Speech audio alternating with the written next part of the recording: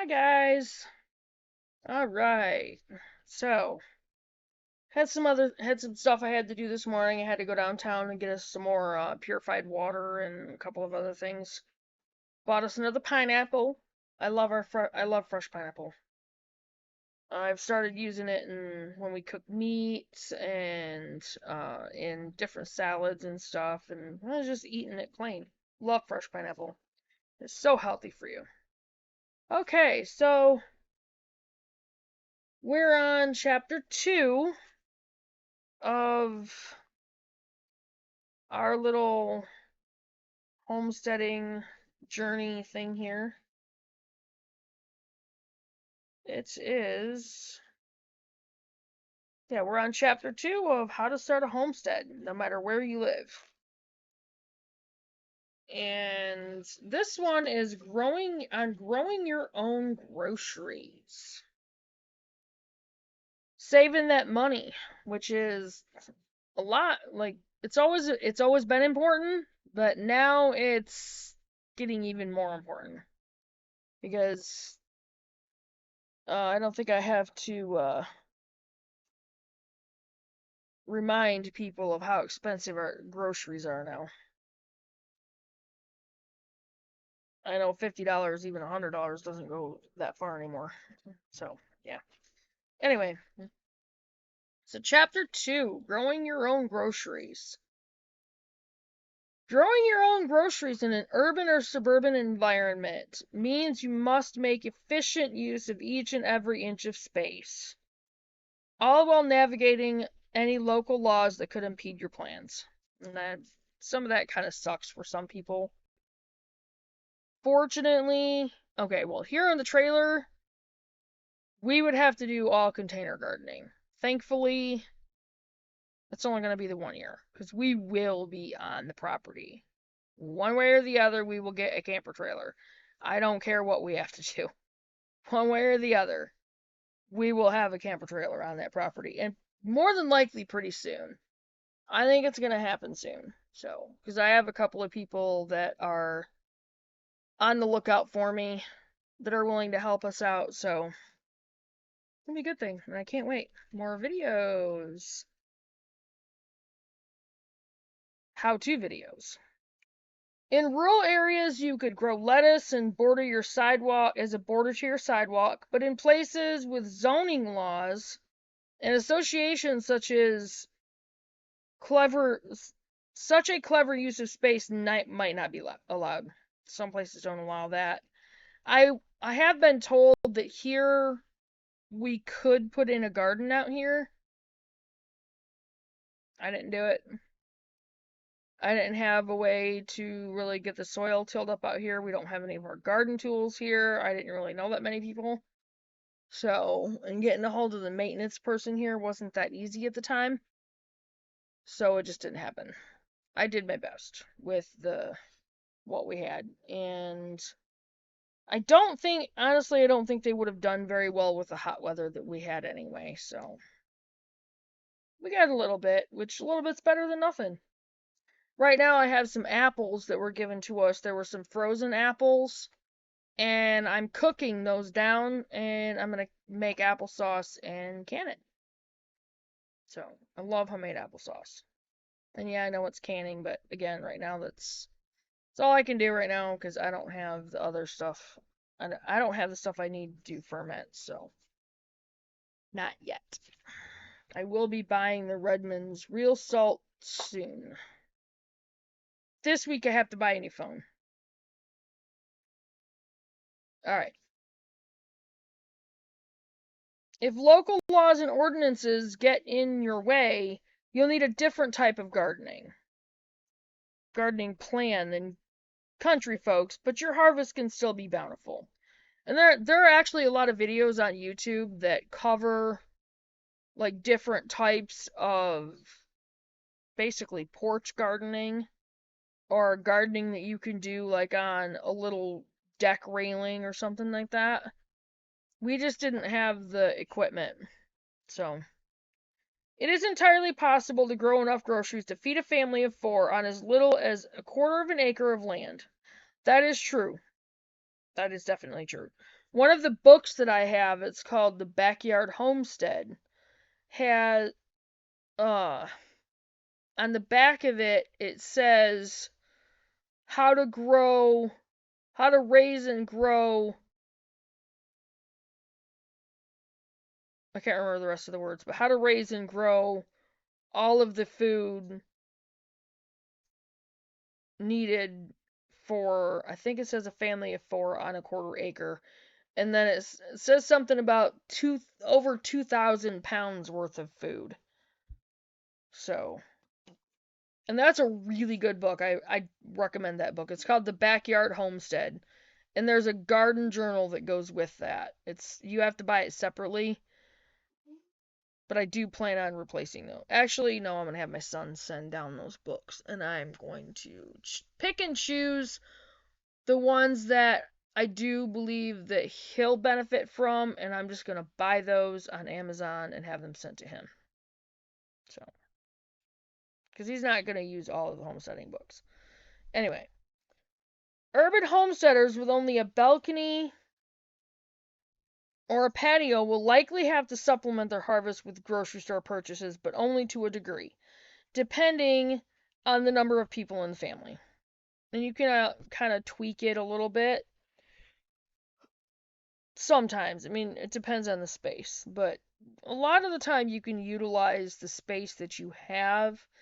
You can even use like the areas near windows in your house and have a table or something, or a counter table, and have some of your plants growing there in front of your window so they can get that sunlight. Plus, if it gets really, really hot in any of your areas like it did here, they're not as likely to die that way.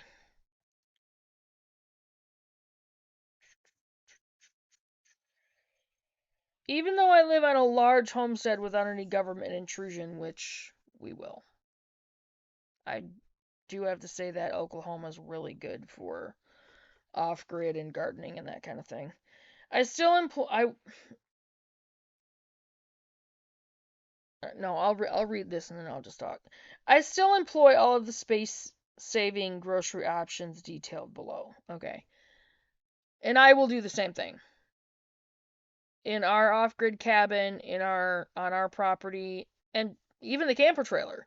Like I'll make use of that even when we're not actually living in the trailer.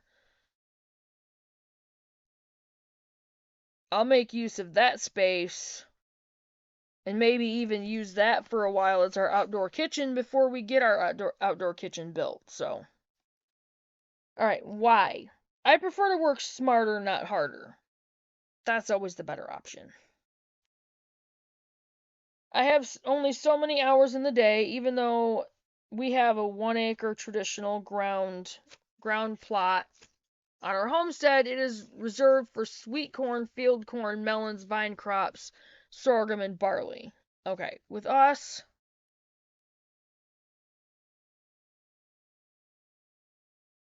we're going to be trying a variety of different things. I'm going to be growing quite a bit of stuff, but I'm also going to be connecting with other people around the area, on the mountain, near us. Even if I have to walk around and go to the different places, houses and places that are on the different properties on the mountain. I'm going to connect with the other people and build up a homesteading community. I'm pretty sure Andrew will help us. Andrew is the guy that I work with at Easy Mart that has property in the same vicinity that we do. So, and he's all for that. I do want to grow some grains, even though we're trying to get away from eating like a lot of grains, but I want to grow the healthier ones, like your barley and your I think it's called einkorn, which is an ancient grain and it's a lot healthier than your. I have just recently found out that you do not want to just straight up buy from a seed store, or you'd have to really check it out on Amazon, the hard red winter wheat berries, because that is GMO modified. A lot of it. And you don't want that. That you do not want that. That's what you want to get away from. The rest of the food we grow is cultivated in a half-mile uphill near our home.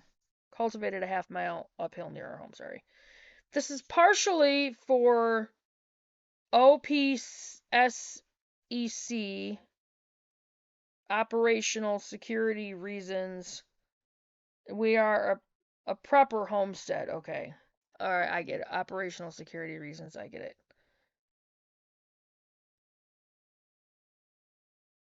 We're a prepper homestead, and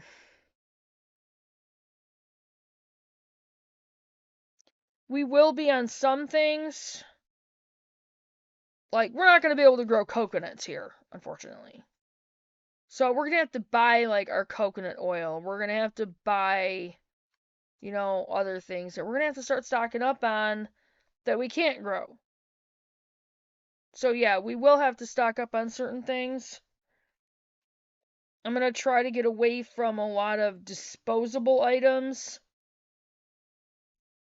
And I'm going to try to get back into making a lot of things, especially fabric things, like even right down to undergarments and a lot of our clothes. I just need to get a hold of the material, the fabric. Once we have a vehicle, I'll be able to do that. On a prayer that all hell doesn't break loose first. Okay. Anyway, but also to make working the plants less time consuming. Okay. Weeding carrots takes forever and a day. Okay. They have an in-ground plot. We're planning on building raised beds. Raised garden beds, yes, they do take a lot of work to get built, to fill. We're planning on going ourselves and picking up the dirt for those garden beds, because we're not going to have the compost right away. It's going to take a while to get that. That is going to be one of the other things I'm going to start, like, right away. I'm also going to pick up several loads of pallets and get them up to our property. Because I will be using the pallets to construct the 3-compartment compost bins. I started doing that in Michigan. I didn't have the pallets to use. I had a hard time getting them. It's going to be a lot easier here because we have Tractor Supply right in town. And they have tons of pallets all the time. And all you have to do is tell them that you want them. So that's not going to be as difficult as what it was in Michigan. So, and like I said, that's going to be one of the things I'm going to start right away as soon as we can. I'm going to figure out exactly where I want the first set of compost bins. And I'm going to get the pallets I need, and I'm going to get them built. I'm also going to get a cordless drill. Because I'm not going to be using wire to tie things together anymore. That took forever. Picking green beans is constant and backbreaking, and that is true.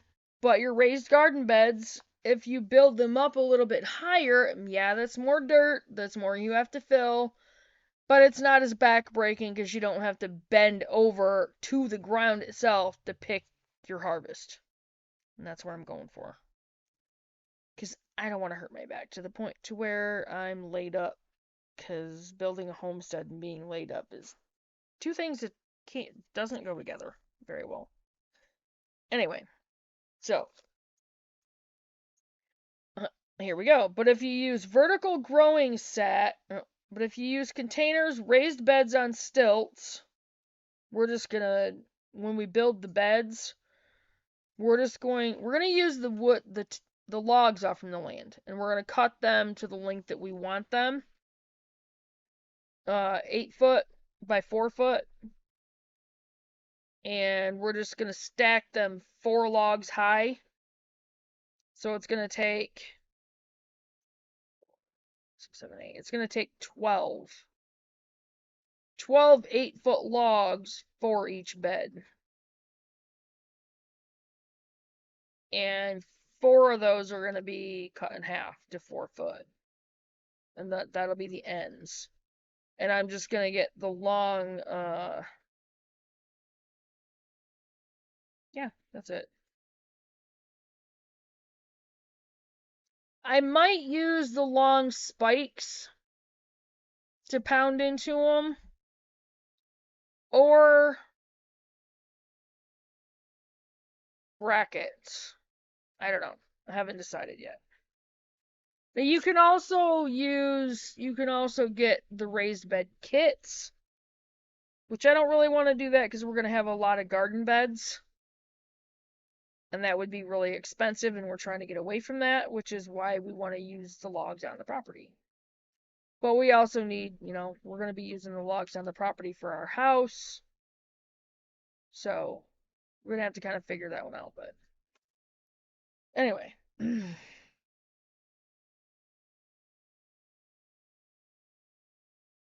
Vertical growing sacks is another thing you can do.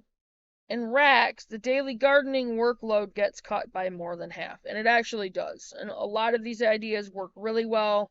I'm actually going to incorporate some of the vertical growing, like with our cucumbers. I'm going to do the grape arbors for our grapevines. So when they'll grow up and over the arch at the top, and your grapes will hang down on the inside, and it makes it really easy to pick them. So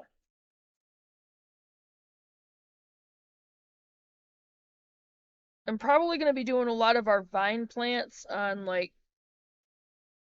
probably cattle panel type things. I'm going to have to make sure that it's strong enough to hold them. Sorry. My goodness. Anyway. Before you start worrying about how little space you have to grow food, take a walk in both your front and backyards.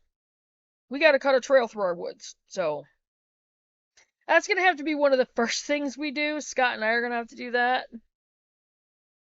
But about 98% of our property is all woods, so it's going to be fun. But I can't wait, because it actually is going to be fun. Look at the space with fresh eyes and ask yourself these questions. 1, if I want to keep a few chickens and have raised growing beds, where should they go? We already have that sectioned out. So I've already figured that the coop area with the chickens, the turkeys, the brooder house, the guineas, the ducks, and the geese are all going to be in the same area. Now, I am planning on letting them out to free range. Gonna have to have an area to be able to do that, because your eggs, first of all, the chickens stay healthier. It cuts down on extra food that you have to feed them because they're out foraging and eating off the land themselves. And it's the eggs that you get, it makes them richer, it makes them healthier, more vitamin rich, more mineral rich, that kind of thing. So free ranging is best. Place the large items in the small spaces first when developing a layout to avoid overcrowding and misusing full sun areas. I'm going to have to keep that in mind. But the whole clearing that we have on that property is completely full sun, so the garden isn't going to be a problem.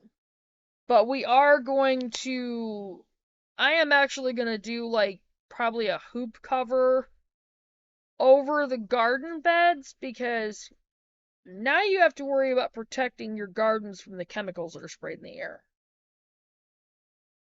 For production, for one, and for healthier food. Two, where can I put hanging planters and how many can I have? Now, we'll do that. I will have a place for that, or like probably around our outdoor kitchen and just on the inside of our outdoor kitchen, along with our greenhouse. And how many can I have? Okay. Three, how much space is there for 5-gallon buckets or similar gardening containers? That kind of thing, there'll be plenty of space for around our woodshed workshop, outdoor kitchen. Around the outdoor kitchen on the outside, we're going to have the space for the culinary herb beds and the medicinal herb beds. And can I grow vertically on a wall outside or inside near a window? That's usually possible. One of the things I decided to do with our boysenberries, because they they take over everything so much. Instead of putting them in the fruit bush orchard part of our orchard, what I'm planning on doing with the boysenberries is I'm going to plant them along the inside of the fence all the way around where our greenhouse and our strawberry patch is going to be. So, and I'm going to somehow, around our strawberry patch, I'm probably going to put up like a short fence. So those runners with the strawberry plants can climb up that fence and go around it, and we'll have all those extra strawberries too. So, but who doesn't want extra strawberries for the strawberry jam and all those awesome things you can do with strawberries? Or even like fresh strawberry shrubs from the shrub recipe from Off Grid with Doug and Stacy. Which all that is your fresh fruit or frozen fruit. And instead of just crushing it and squeezing the juice out, I just throw it in the blender and I use all the fruit. And then a little bit of raw cane sugar and apple cider vinegar. And that's it. And you shake it up and let it sit for 3 or 4 days, shaking it every time you get a chance. And all you need is about that much in a glass. And we use the sparkling water, sorry. I had a lot on my mind. The sparkling waters from Dollar General, because there's no aspartame in them, and they're really good fruit flavors. There's lemon lime, there's blood orange, there's black cherry, strawberry, there's peach, and coconut, I think. Yeah, there's a pineapple coconut one. And they're all really, really good with for the shrubs. Anyway, so, and then number 5, I think this is. Yes, number 5. Can I build simple cold frames to use for starting seeds or as a small greenhouse? Now, the cold frames, and I just saw this on one of Doug and Stacy's videos. The cold frames, even if you get a really cold winter, a lot of snow or whatever, you can still use the cold frames to even grow some of your salad greens. In the one video that I watched, I think it was one of their live videos. Yeah, it was one of their lives, one of their older live videos from 5 or 6 years ago. It was one where that Doug did himself, and because Stacy was still working at the time, and he had just gotten his laptop back from the airport terminal because he'd accidentally left it there. He had just gotten it back, or it was getting sent to him. And he showed their cold frame in that video, and they had little greens growing that were probably like that big, at least 2 inches. and there was a bunch of snow on top of it. So I am planning on building a couple of cold frames so we can have our greens in the wintertime. Now we will have our greenhouse. I'm still working out how I'm going to heat it. It's going to have to be constant, so I'm going to have to figure that one out. But I will figure it out. When I do, there will be a video about it. All right, growing food in small spaces. By using these small space growing options and cultivation tips, you can not only grow more food but also save time. There are only so many hours in the day, and homesteading, even on a small scale, is a lot of work. It is. Definitely is. And again, I'm still trying to develop that full mindset a little at a time because of my job, and getting 2 days off in a row is kind of rare for me. So, and I have to work tomorrow like 3 to 10:45 or something like that. Anyway,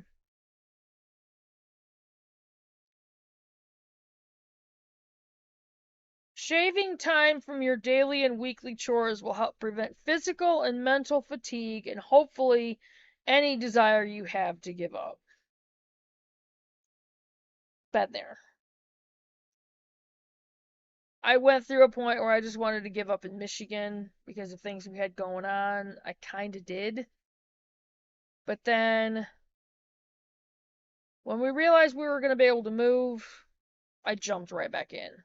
So, I mean, I know I got some pretty good videos out. You know, a few of our gardens did really well. I can't wait until we can have our full gardens down here. Anyway. Containers. Grow vegetables and fruits on patios, decks, porches, and hanging planters along the sidewalk as edible landscaping. And that's another thing. If you can surround your property with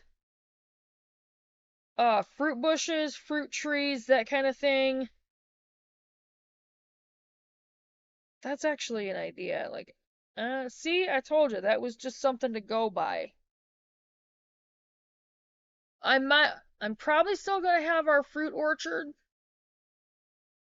but I may go ahead and line the fence with fruit bushes and fruit trees. Save space. Anyway, even on a fire escape using wood or plastic containers in various sizes. Plastic 5-gallon buckets make excellent growing containers for all kinds of crops, as long as you drill drainage holes in them before planting. I think the drainage holes need to be in the bottom of the bucket. We had a couple in the sides of ours, and it does drain. It's just not as. I think it's better if they're in the bottom. It's my opinion, but okay. Barrels. Purchase some food grade plastic barrels or metal drums to grow carrots, potatoes, onions, lettuce, and strawberries through holes drilled in the sides. I haven't tried that. I like the idea of my strawberry patch. My round strawberry beds in Michigan did really well. And the strawberry patch I had up there did well for a while. It was just hard to keep it weeded and keep it cleaned out. I had a really hard time doing that. So I will have to figure something out for our strawberry patch so it doesn't get really messy like that. This vastly cuts down on weeding. That's true. You must also drill drainage holes in the bottom of the barrel or the crops will become waterlogged. Sweet corn can be grown in barrels or large growing containers. Again, we're going more for the raised garden beds. So, And yes, I pulled a bad this morning and I did get a pop because I was in town, but I'm trying to not drink it as often, but it's still kind of a struggle. I'm still struggling with not drinking it, so.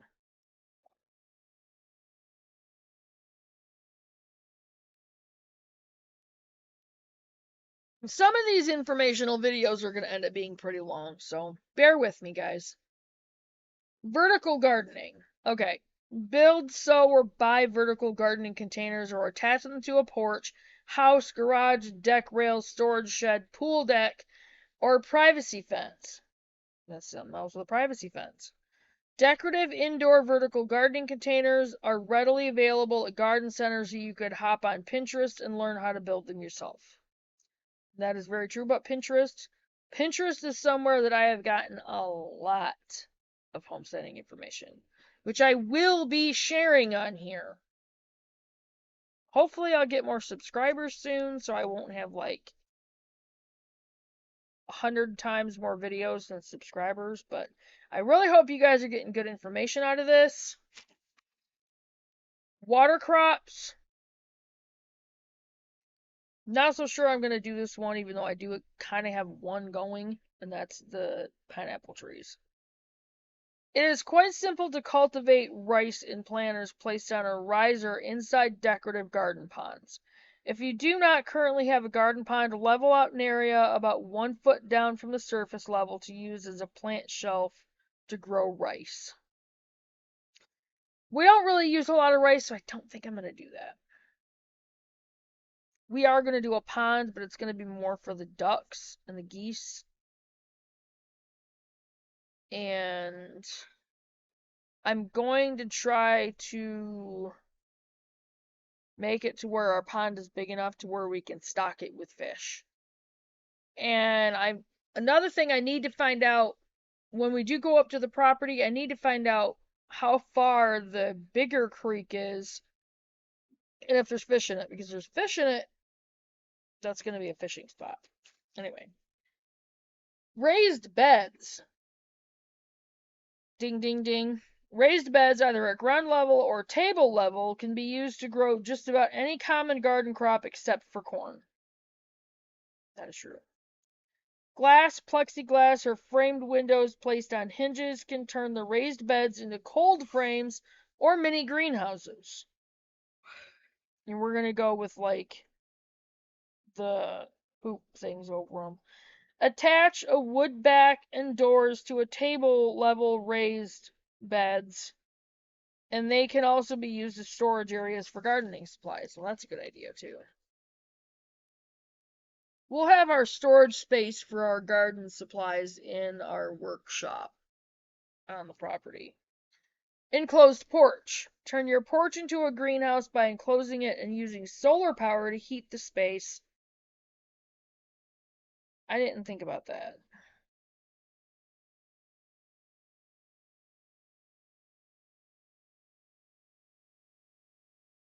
I have to figure that one out for the winter.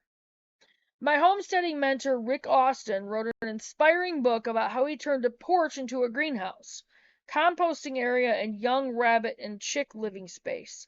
A greenhouse lets you grow dwarf fruit trees and non-native plants that would otherwise be impossible to grow in your area, and that's exactly what we're going to do in our greenhouse with the lemon trees, the pineapple trees, the orange, the grapefruit, the lime, pomegranate, and a few others. Like that's exactly what we're going to do. Homesteading time savers. Obviously, homesteading can be very time consuming. If you work a full-time job, most of your free time will go toward maintaining your garden, taking care of animals, preserving the harvest, and so forth. Here are some things you can do to save time. A soaker hose. Invest in a nominally priced drip water irrigation system or soaker hose so your plants are watered properly from the ground up, and you don't have to water them by hand on a daily basis during a heat wave. Not sure how that's going to work on our property. We will have the rainwater catchment tanks. I'm sure there's a way to do it. I'm just going to have to research that one. And I'll let you guys know when I find out. And show you when we put it in and what we're doing and all that. The hoses can be placed around growing containers and in raised beds. Automatic water tubes. Plastic or glass-fed watering systems that are placed inside each growing container will vastly reduce the amount of time spent watering plants. And I've seen videos on this one too.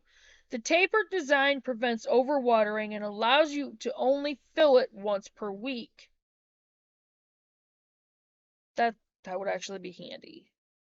I might look into that one. Low maintenance plants. Invest in low maintenance plants and fruit producers that don't need a lot of tending to or pruning during the growing season. I will be definitely looking into that. If you become overwhelmed by plants that demand a lot of attention in order to thrive, the crops will fail and you will once again be forced to rely on a grocery store for food. Don't let yourself get burnt out. A little at a time, try to plan your day out. I'm horrible at like writing out to-do lists or planning out a day and sticking with it. I am horrible at that.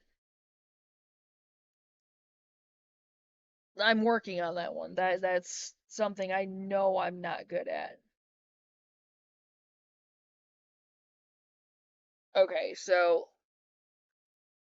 as far as the gardening, sorry, I'm tired.